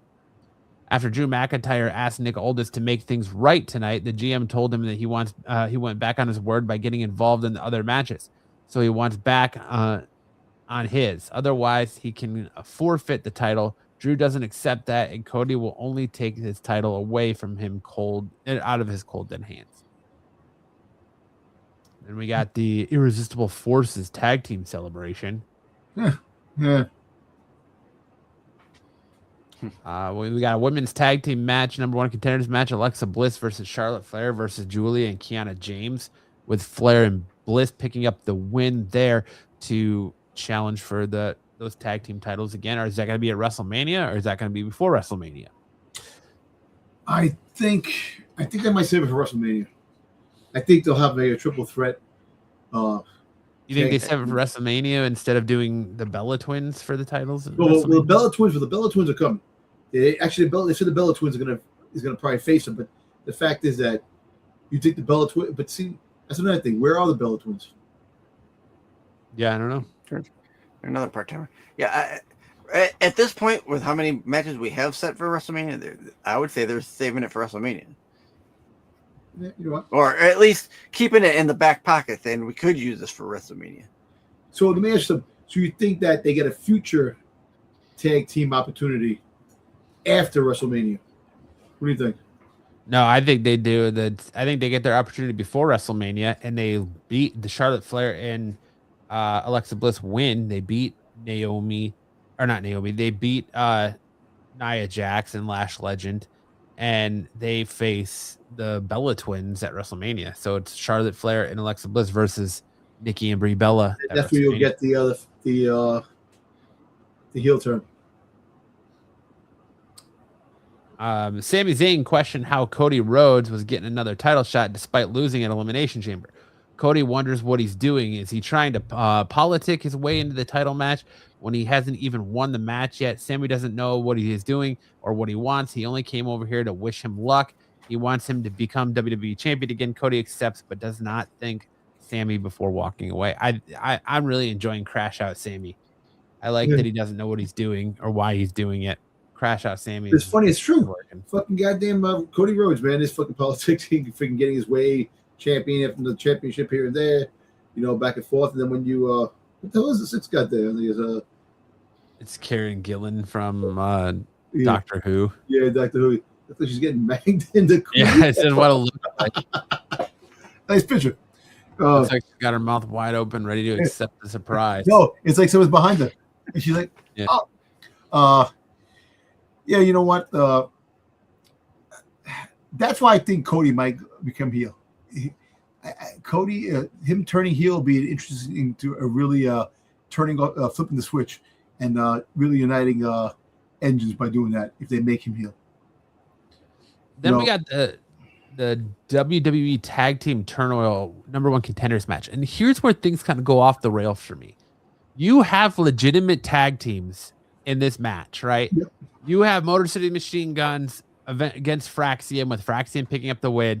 Then you had Fraxium versus Los Garza, with Los Garza picking up the win. Then you had Los Garza versus the Wyatt Six, with Los Garza picking up the win after the MTFs interfered. Then you have Los Garza versus R-Truth and Damian Priest. Why the hell do you have just a random thrown together hodgepodge tag team win this? It's like, I don't think WWE has any clue what they're doing with their tag team division.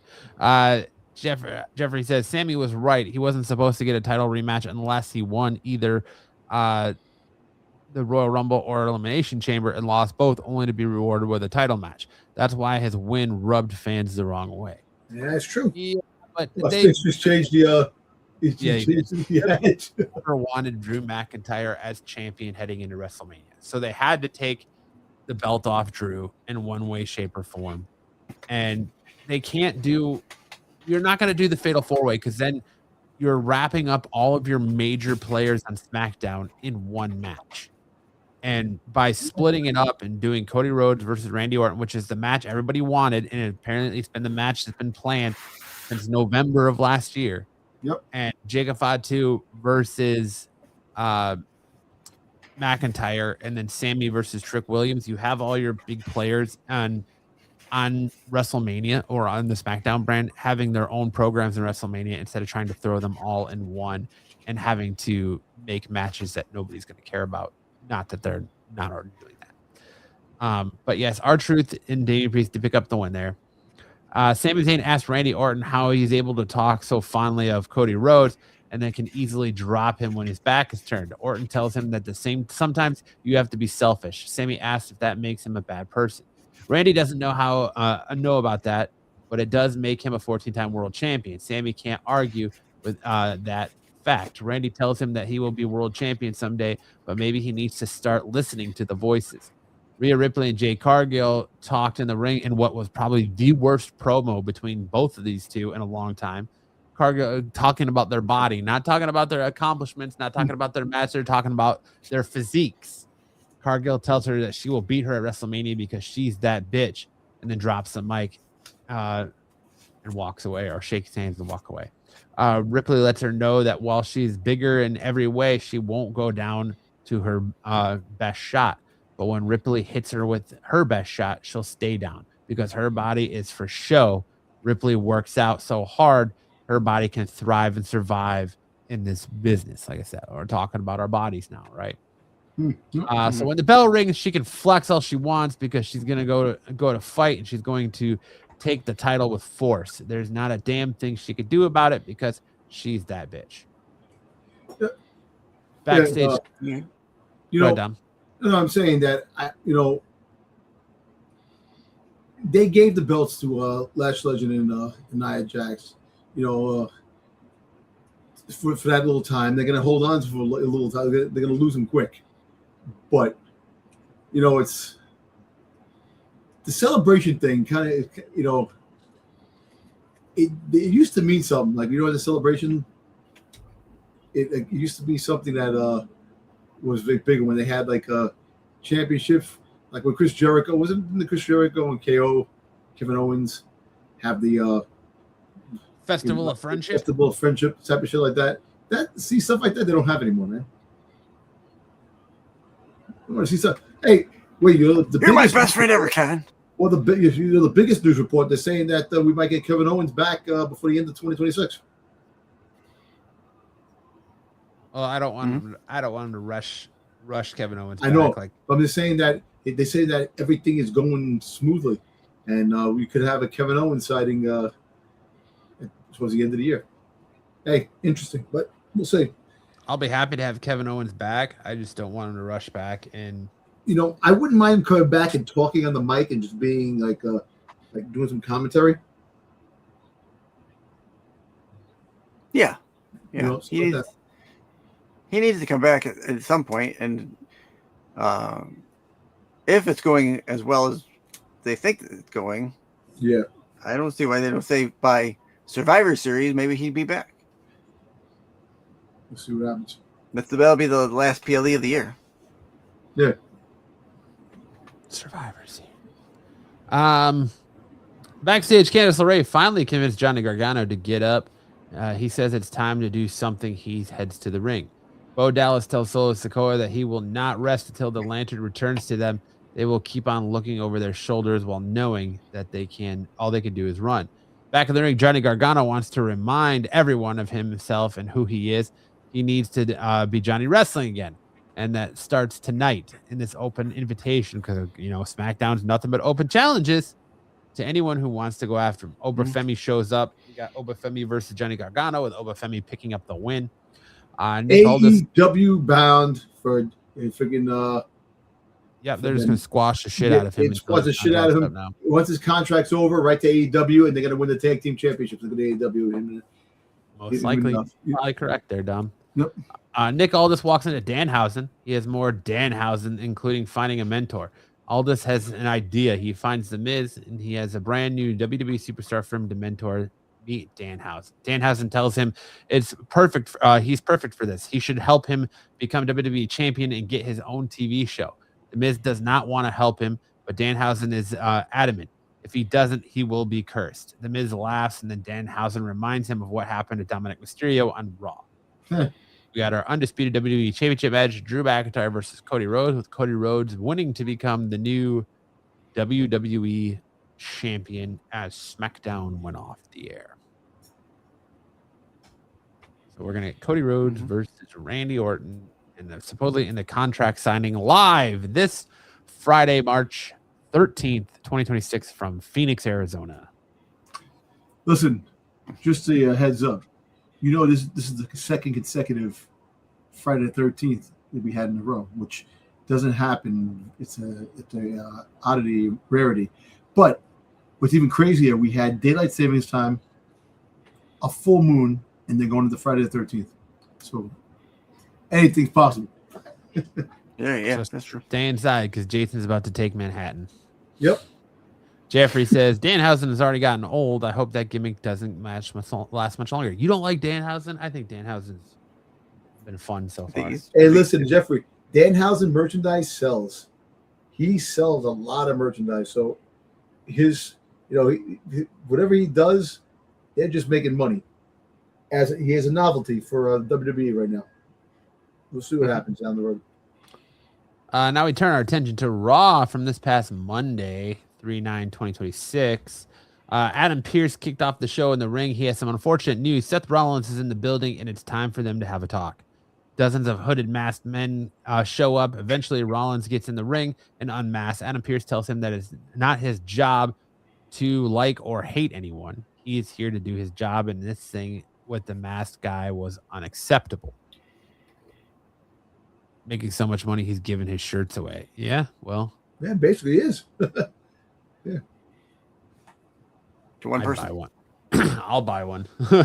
When the Vision finally gets their hands on him, that will mean the end of Seth Rollins. Speaking of which, the Vision shows up. Logan Paul, Austin Theory try to get into the ring, but they back off when the masked guys get back in the ring. They all run around and make it so that they can't tell who is who. LA Knight enters to get him some of the Vision, which, the whole Benny Hill thing came to mind there. And then the Usos came in. When the numbers catch up to him, the Usos enter to make it the save, and the Vision is outnumbered. Paul and Theory are lucky enough to escape. Then we got our number one contenders gauntlet match for the Women's Intercontinental Championship. A match I thought Io Sky was going to win, but we had Io Sky versus Lyra Valkyria, with Io Sky winning there. Io Sky versus Raquel Rodriguez, with Io Sky picking up the win there. Then with Io Sky versus Ivy Nile, with Ivy Nile picking up the win only because of interference. Yeah, because Raquel, she freaking beat the shit out of Io Sky. Yeah, and then you had Ivy Nile lose to Bailey, and then Bailey also beat Asuka to be the number one contender. Listen, I was really hoping that Ivy Nile won. She did good. A chance to make another star, man. She needs to get away from this title. She's had too many attempts at this title already. She's been in this title, chasing this title since Lyra Valkyria had it when it first started. She's had so many attempts at this championship already. She needs to be moved away from this. I don't want to see Ivy Nile in the women's tag team champion. She just needs to go do something else for a little bit. Because it's like, well, it really feels like creative's like, well, we haven't defended this championship in a while. Who should we have defend it? Well, insert champion versus Ivy Nile. Okay, cool. Here we go. Yeah, but Ivy Nile doesn't get a lot of opportunities right now. She's been in the back with the freaking. She's been getting more opportunities than the Creed brothers have. Oh yeah, that's true. Yeah, where are the Creed brothers again? They're off being American made somewhere apparently. While Natty was cutting a promo, she was attacked from behind by Maxine Dupree. Backstage, Danhausen catches up with the original El Grande Americano. Danhausen is very interested in his mask, but Americano tells him not to touch it. and to get out of here. He doesn't like the sound of that, so Danhausen curses him and he disappears. We weren't gonna get that, but We all would love to see Io Sky versus Julia. Yeah, we maybe get that. Maybe we'll get that before WrestleMania, because I think the WrestleMania match is definitely going to be Julia versus Tiffy's trend. I think we'll get Julia versus Io probably at SummerSlam at this point, because that would mean either they have to have the title change brands or they have to have Io Sky change to SmackDown. I actually think Io Sky might go to SmackDown because of Rhea. And then eventually have Rhea turning bad, and then they fight each other. In the ring, Penta thanks his family, friends, and the company, and all the fans around the world. Thank you to everyone who believed in him. Thank you to himself, because he believes he could win this title. It's no joke for Penta. This title is for all those people who dare to dream, and the fighters and our fighters in life. This title makes you feel and believe in yourself every single day. And together we will make history. Penta is here in the new Intercontinental Championship. He says a lot of it is again in Spanish and ends it with Cero Medio, Zero Fear. Then we got Penta versus El Grande Americano, not the original who disappeared, but the Ludwig Kaiser Americano. He said your favorite word, draft. Stephanie Vakira tells us that with Penta picked up the win against El Grande Americano. Penta versus LA Knight at WrestleMania for IC title. That would be nice. You got to get LA Knight in there for something. Stephanie Vakira tells us she is frustrated with Liv Morgan because she has so much potential and doesn't use it. She chooses to hide behind her man. She has become lazy, while Vakira has brought up in hell and in fire. But you haven't defended your title in a while, Stephanie. Stephanie sees a worthy challenger, but she sees also that Liv Morgan takes the easy way. She better bring all of her years of training, because at WrestleMania she will bring all of her blood, sweat, and tears and experience to continue making history as the world champion. And upset Dominic Mysterio has something he wants to get off his chest, so he heads to the ring. During the break, Danhausen enters the ring and says something. He just wants to thank all of the Fanhausens. He asks the T-shirt boys to hand some of his T-shirts to throw out to the ring. If you don't get one, you can go to WWE Shop, and if you don't buy one, you are cursed. It's just a good way to tell the show that he's got WWEshop.com merch now. When we come back, Dominic Mysterio wants to talk to Finn Balor. Despite not wanting to air their dirty laundry in public, Finn Balor makes his way to the ring with JD McDonough. Dirty Dom turns on Liv at Mania and pairs with Stephanie. Oh, I don't want to see that. I don't want to see Dirty Dom. I mentioned something like that. A couple weeks back. But he'll do the third heel turn. Oh, but it's going to be like the second or third time Dom's done that. Turn down a girl to go to another girl. Yeah. Hey, listen. Dirty Dom's living the dream. He's the new pimp daddy, son. There's no way Dominic Mysterio is man enough to handle the likes of Stephanie Vakira, right? It's not even believable. You get the machismo, man. No, I don't. He's not even believable. Don't worry about it, Dirty. Don't worry. What's gonna happen is that it's gonna be a crazy heel turn type of thing where Stephanie is really teaming up with Liv, but they're gonna use Dirty Dom as So you're gonna have Stephanie, or we're gonna have Liv go back to the lesbian angle. Hey, have Scissor Valley Part 2, man. God, I don't know. All right, just leave your fantasies for your bathroom time. All right, Dom. Dominic says he's been looking for him. He hopes Finn has talked to Adam and got him a rematch for the IC title. Balor tells him he is right. If it wasn't for him, he would still be champion. So he is sorry. He was trying to help teach him a lesson. They are family, and they always have this back. Dominic told him that he wants to be the greatest Mysterio of all time, and he can be, but if he wants to be and do that, sometimes he has to fight his own battles. For 2 years, he has been trying to guide him, but the more he helps, the more he realizes his dad was right. Maybe he is just a spoiled little bitch or pussy or whatever. Prick. You want to call it, prick. But they blanked that. Why did they blank that out? But meanwhile, last week they said bullshit and shit at the end. I don't know. Dominic pushes him, so Balor takes him out with a Pele kick, which I saw coming. I even audibly said it to my wife. I was like, "Oh, here comes a Pele kick," and my wife looked at me dumbfounded and said, "What the fuck is a Pele kick?" And then when he did it, I was like, "That is a Pele kick." And the Judgment Day tries to get between them, but it doesn't stop them. JD McDonough takes Balor down, and then Liv and Raquel Rodriguez get a piece as well. Balor fights back until he is knocked out cold by a hammer shot from Dominic Mysterio. He loads the hammer in his shoe and hits a 619. They continue to attack Balor with a steel chair and 2 frog splashes. Backstage, we saw Kofi Kingston seemingly offer Javon Evans a spot in the New Day. He doesn't need an answer right away. Just think about it. I don't want to see Javon Evans in the New Day.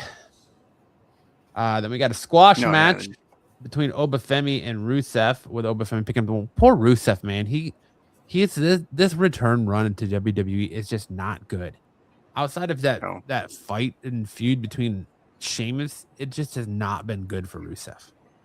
Like, I feel bad that he even wasted his time coming back to WWE. He should have just stayed. It's like what's his face? They went back to AEW. What's his name? Ciampa? No. He had the problem going. He went to AEW. He had the problem. His contract wasn't. Andrade. Like Andrade came back, and the same thing kind of. Then when they did find the angle, he actually left. Like the tag team, him and Ray Phoenix. You know. Mm-hmm.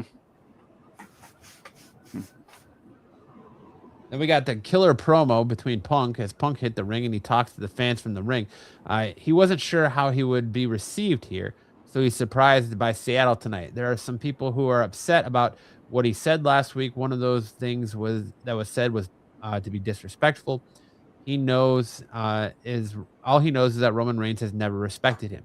He will force him to respect his position, the position he holds at WrestleMania. The title is the business. Titles in this business are made to find out who the best is. The best are those who win and defend them. The championship was made because Roman Reigns refuses to defend his title, but he defends his because the fans deserve a fighting champion. He levels up the competition. Unfortunately, last week he lowered himself to Reigns' level. The Usos enter quickly and make their way to the ring with no yeeting.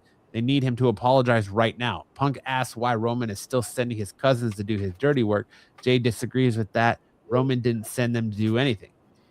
Jimmy says that he has nothing to do with Roman Reigns, but it has everything to do with respect. He has a load of respect for him. He was so much respect for the character he is, and he shows.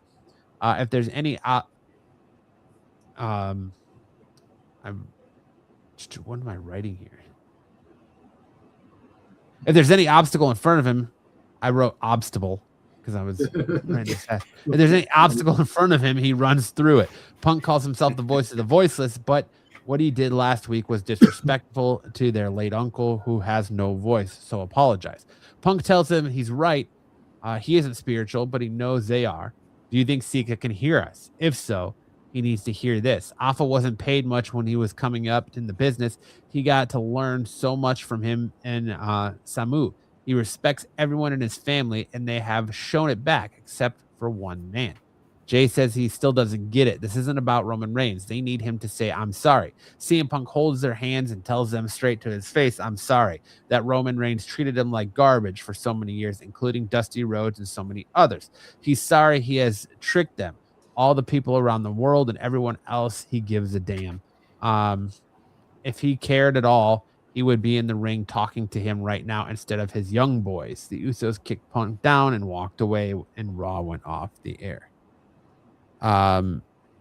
Jeffrey says, do you guys think they're setting up a Bloodline reunion? Feels like they're heading that direction.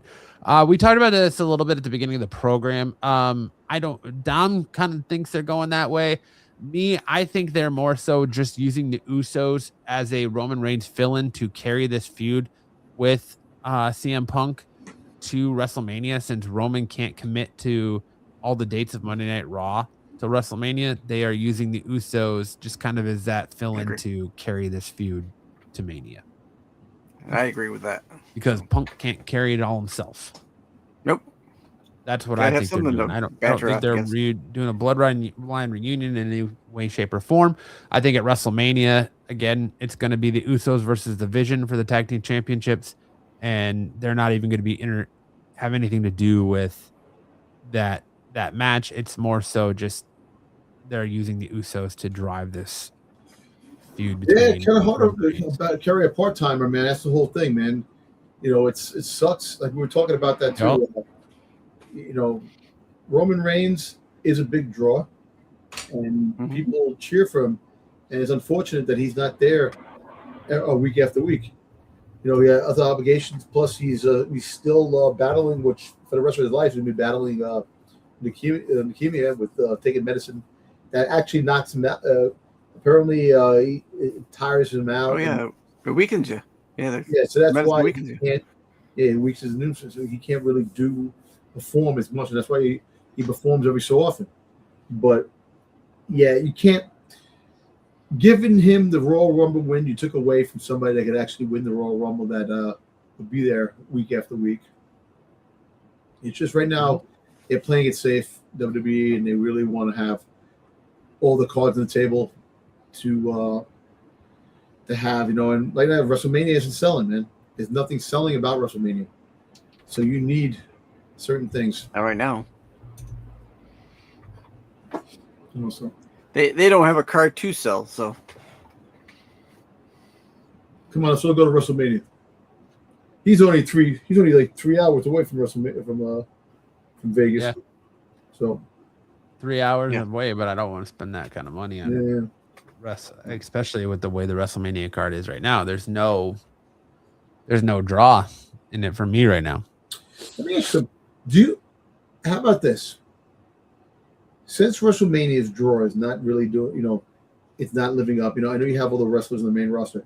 Do you think it's time that they initiate some NXT talent into the WrestleMania card? Like if you was to take like the champion, like Joe Hendry, and take say Joe Hendry or somebody, one of the bigger up and coming stars, and throw them onto the main roster. It's WrestleMania just to have the wrestle for NXT on that card.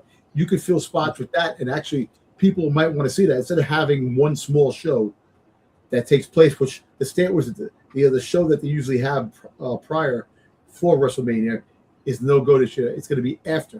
It makes no sense or something. It's going to be so they're not going to have it the same weekend as. No, they're not. Mania. No, I think it's the week before. I kind of disagree with you there, Jeff.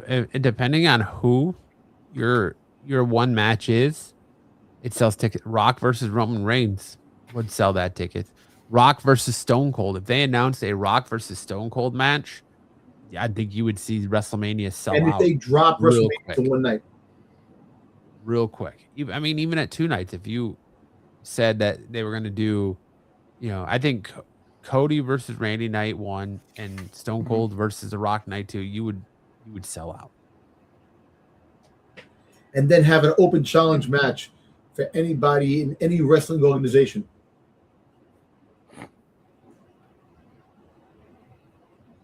So TNA.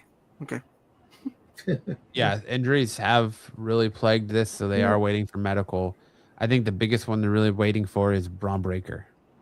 I think that's why we haven't seen Seth locked into a match yet. That's why we're not seeing Brock Lesnar locked into a match yet. That's why we haven't seen LA Knight locked into anything yet, because they're waiting for medical and in case they have to pivot. But I think Braun Breaker will be good to go. And like I said, I think Braun Breaker is going to be a hooded or masked man and attack Seth. And that's when we'll get because how many weeks are we going to do the Benny Hill or Ra's al Ghul to hide the masked man, Ra's al Ghul. Right. Did you guys watch NXT last night? I watched a little bit. I have not watched that yet, but that's okay. Watched a little bit. It was actually pretty good. The North American Championship was a pretty good. I watched the highlights. I didn't watch the whole show. I don't blame Brock. Name one African American person that got over in WWE as a legit superstar. The answer is 0, unless you count The Rock. Mark Henry is probably the closest, but never reached legend. I mean, you wouldn't count Kofi Kingston. Well, you see, the Mark Henry might be coming to retirement. Yeah, I mean, That's crazy. Kobe. Yeah, I think Kofi Mania was Kofi 100% fan driven. Yeah, but you see, that losing that belt, like freaking 2.5. Yeah, but that was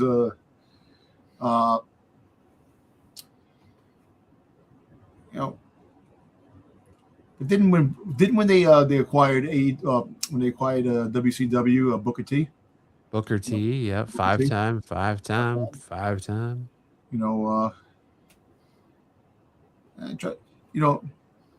who else? I don't think they're gonna.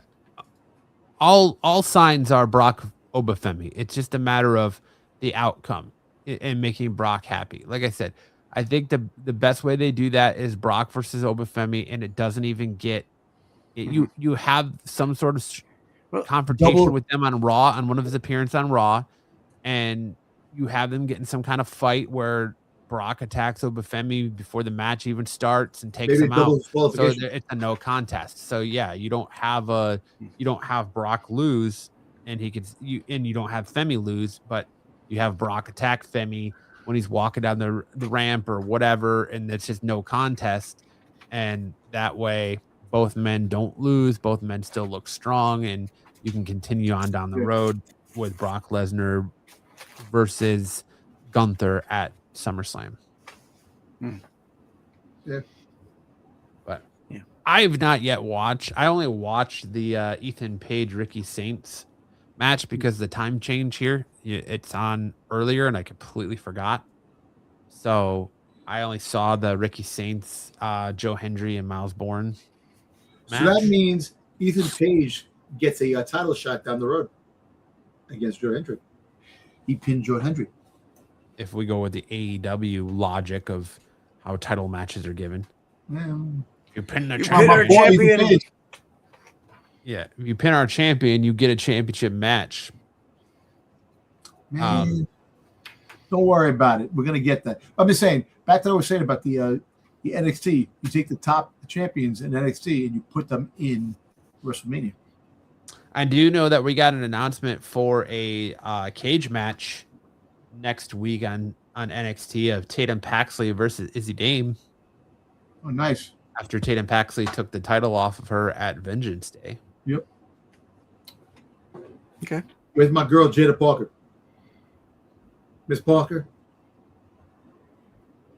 Yeah, they have not mentioned Gunther yet, except for so I think that's going to play out. I think you're going to get one more Gunther Dragon Lee match, and Gunther's going to try to unmask Dragon Lee a second time, and that's when Rey Mysterio is going to get mad and come out and try and defend Dragon Lee, and that's going to set up Gunther versus Rey Mysterio at Mania. I think the holdup for that match is I don't think Rey really is sure he wants to retire yet. Yeah, so I don't think he wants to retire. I think he's waiting to see if he can get clearance by WWE to do program in AAA, because I really think they want to do Dom versus Rey for the AAA Mega Championship at Triple Mania.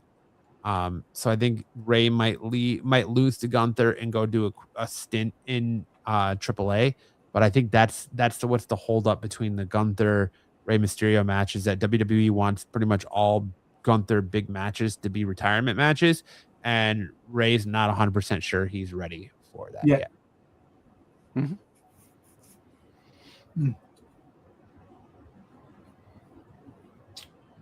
So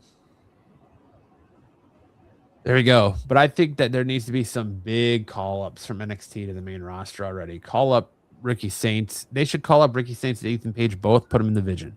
Yep. They should call up Ruka already. Also, Blake Monroe. Jada, I don't think Jada Parker is ready, man. Jada Parker, I think she is. I think she just bring her up there and just start a feud. Just have a. She's been in NXT too long. Yeah, because she gets hurt, and she's not. I'm sorry, she's not that good. She's still got a long way to go. Just like JC Jane. JC Jane's been there for how long? And she's NXT Women's Champion, but she's never been called up. Yeah. She got one potential call up once with Toxic Attraction, and then did like 1 or 2 SmackDowns, and then was bitched right back down to NXT. Yeah. I think, I mean, right now, she's building a good feud with Blake Monroe, and that's great. She's doing good work with Blake Monroe, but up to this point, she's really been nothing more than a catchphrase or a catchy song, because she gets injured so much. Or she's on TV and then she's gone for weeks. So I don't know. Gunther versus Brock will be better. You're going to get that at SummerSlam. They want Brock to retire in Minneapolis at SummerSlam. So that's going to be your SummerSlam match, is Brock Lesnar versus Gunther. Because the whole thing with Gunther is they're going to try any superstar that's retiring, they're going to send them through Gunther. So they're going to build up Gunther to be this big heel, just destroying everybody. So that way, eventually, when whoever beats Gunther takes all that majesty away from him and adds him to himself to build a bigger star. So that's where I think they're going with Gunther. Mm-hmm. I agree with that. That we don't have AEW to talk about because we're doing this on Wednesday, so Dynamite is going on right now. Any other news or topics you guys want to touch on? But about the chat, anything you guys want to touch on? Any opinions you have? Anything you want to talk about? We can open it up for the chat if Dom and Sticks don't have anything. Yeah, I got something here. This is actually funny. Wrestle Tales is a masked man, right? Helps the Vision beats the Usos night 1 with the GTS. Night 2, Punk beats Roman with the Vision's help, turning heel. Punk is the new leader of the Vision. We get the face Seth versus heel Punk. Roman and Seth team up. All of this sets up Moxley's return next year when his contract ends. The Shield versus the Vision. Can we stop with this masked men shit already? Like, yo, the gimmick is wait, old. I'm just saying the whole fact is that you're the masked. That's what you go as the masked man. You don't even say that the friggin' CM Punk becomes the leader of the Vision. Because he was the leader of the Shield back in the day. Yeah. No thanks. Yeah. I think that's about it, man. There's nothing else really to talk about. We got a couple of weeks, a couple of Raws, a couple of SmackDowns. I mean, we kind of touched on. I'll bring up the whole Road Dogg thing. So Road Dogg left of his own accord, from my understanding, as head of creative for SmackDown, and apparently, unlike like the talent, they don't have a no compete clause. Not that what he's doing is competing, but he's already got 2 bookings signed up for him to appear at. Right, yeah, well, he's still under a WWE Legends contract because he's still being advertised for the WWE World during WrestleMania weekend, and they're still selling photo ops for him. He's still got a WWE Legends contract. The Legends contract and his role as head of creative for SmackDown were separate. So yeah, he still is under contract through his Legends deal with WWE, but he just left his role as head of creative due to frustrations with creative. So I mean, I get if you're frustrated with yourself and you want to leave. Exactly, you're frustrated with creation, with a creative. You put yourself on the freaking goddamn spot when you had that ridiculous line in I don't know, and you have no idea what you want the book and the way you were taught. Come on, man. You wanted to book Chelsea Green winning the title back, but had no idea when you were asked, well, who would you put her in a feud with? I don't know. Oh. So you kind of did yourself in there, buddy. Yeah, there you go. Insert superstar here. That's not a good answer. Have some idea going in. Look, they got a lot of they got a lot of guys that are coming up. Hopefully they have one more like you said, one more call up with a couple more people, and just you do that, then you just they've got to. You get your stories. You get your stories going. Make your They team. need to inject something into these shows because what they're been doing and what they have isn't working. It's just not working. Not at all. No. Not at all. But you know what? People will still, excuse me, But buy tickets. Which astounds me. It just astounds me that these people are, and I'm 100. I don't know this for a fact, but it seems like if they're going to these shows, it's because they're going, hey, I've never been, or, I remember going to the show with this,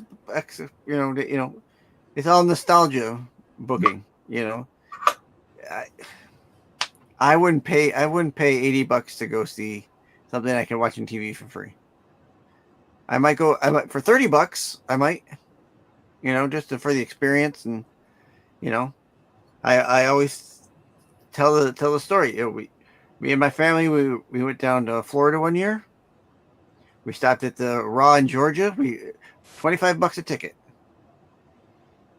You're never going to see those prices again.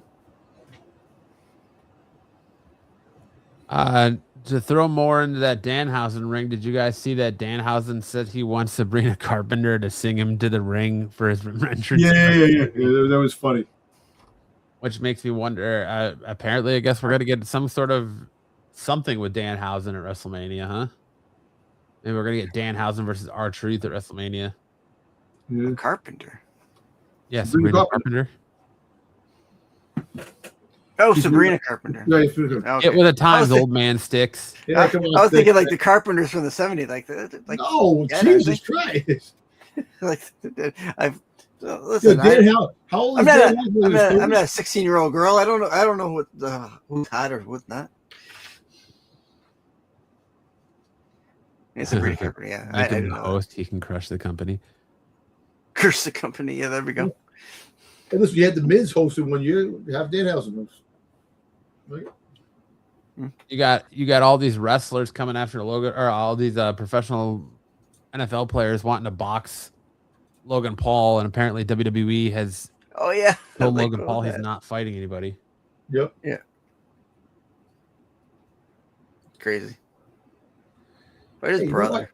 For Logan, for all said and done about Logan Paul, man, he's actually turning out to be a pretty good damn wrestler. That's the whole freaking thing. Well, we've said it before. He's all in. He's all in, and he's better than some wrestlers that have been there for years. Superstar. Yeah. At first you think, oh, it's just gonna be the celebrity. Yeah. Come in like we get, Jelly Roll or, whatever celebrity. Actually, Jelly Roll's gonna be on freaking SmackDown this week. Is it really? Yeah, he's coming on SmackDown to Randy. I guess talk to Randy or something. Oh, okay. Phoenix too. Yeah. There you go. Yeah. So. But that's all I got. That's all the news I've got. Unless you guys got anything else you want to talk about this week, I think it's a pretty successful open and shut show. Yeah. About it. It wasn't a heap of stuff that went on. I mean, there was some stuff that was, hot topic, but I don't think everything was pretty much, still build up for WrestleMania. People still speculating who's going to come back. If we're going to get anybody back from injury before WrestleMania. So it's all speculation really at this point until we get anything concrete. Do you guys think Raw? Do you think Steve Austin shows up to Monday Night Raw this week? Because where does 316 really want them? Is it in Texas? 316 day. No, it's because it's 316. It's March 16th. I don't know. Maybe. Maybe we'll get a video package from him. He doesn't really leave Texas that much. Oh, he doesn't live in Texas anymore. He lives in Nevada now. Oh, he lives in Nevada now? Oh, okay. Well, then there you go. And that's the last little bit of news I got. Over under on Finn Balor's Demon returning at WrestleMania. Over. I'll take the ender.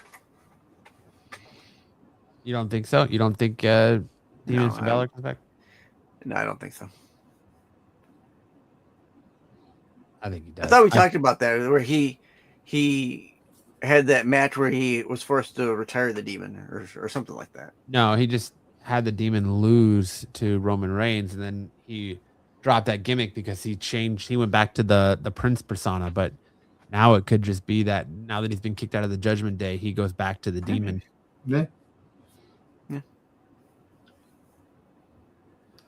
He goes, hey, Dominic, I'm not alone. Oh.